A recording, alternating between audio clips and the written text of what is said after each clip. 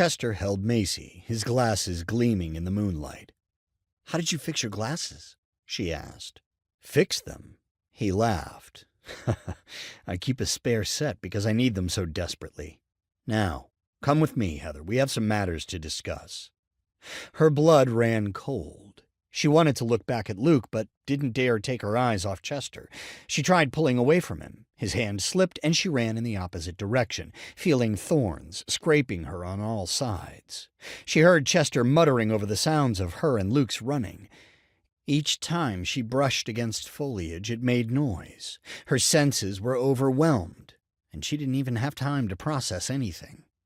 Chester wasn't far behind, and he was yelling at her to slow down and give up, still calling her Heather. When would he give up that delusion?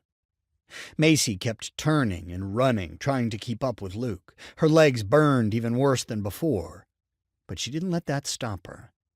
Eventually, she was sure that they had lost Chester. Macy slowed down, breathing heavily. Even that burned, just like everything else. Luke turned and looked at her, appearing out of breath too. She stopped and put her hands on her legs, trying to catch her breath. Had they actually lost Chester? Even if they had, they needed to keep going. She thought she heard something come her way, so she jumped up, grabbed Luke's hand, and ran. She brushed past more thorns, beginning to wonder if they were only going in circles. Leaves rustled behind them, and then she heard heavy breathing. Not only were they lost, but Chester had managed to find them again. Macy put more energy into her run. When they got to a fork in the path, she tried to remember which direction they came from, but everything looked the same. Luke tugged on her arm, going right. They came to another fork and turned left. After about only 5 steps, she slammed into someone. It had to be Chester. Macy looked up and saw him, the moonlight gleaming against his lenses. He reached out and grabbed her. "Finally, I got you, Heather.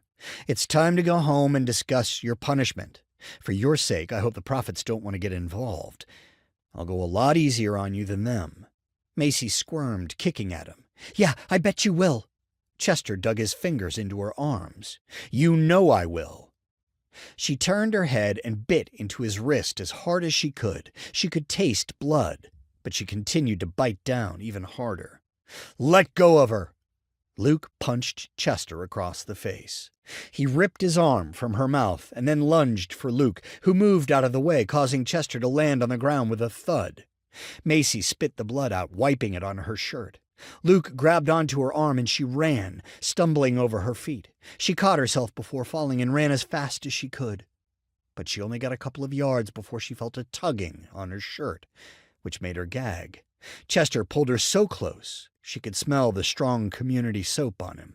"Stop fighting me. I lost you once, and that's not going to happen again. Ever."